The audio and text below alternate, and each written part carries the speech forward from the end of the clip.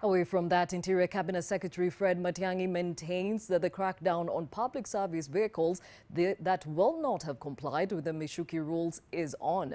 Now, this is despite threats from a section of Matatu operators to go on strike, and his remarks were reinforced by the Inspector General of Police, Joseph Boynet, who assured Kenyans that the crackdown will not be a one-day affair for the police. Nataka kuhakikisha kwamba mwaka huu hatupotezi maisha vile tumekuwa tukipoteza maisha kila wakati tukifika Disemba.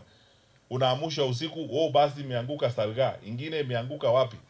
Na hiyo yote ni mambo ambayo inaumiza maisha ya watoto wetu, maisha ya jamii zetu. We have so many orphans from this madness on the roads. Hatuwezi kuishi namna hii tafadhali. Tukubaliane hivi. Na wale ambao wameegeza katika hii sekta ya uchukuzi wa umma, tukubaliane kwamba hatutarudi pande hiyo. Nimewaambia hata wakuu wa jela waongeze budget kidogo mwezi huu na mwezi ujao, kwa sababu tutakuwa na wageni zaidi. And I've seen some people might think we are joking or we will relent after a little while. We will not relent, and we will stay the course until we restore sanity on our public roads.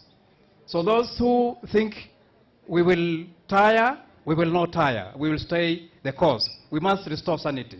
Na yule anafikiri tumekuja kufanya mchezo, be better be warned. Stick to the law.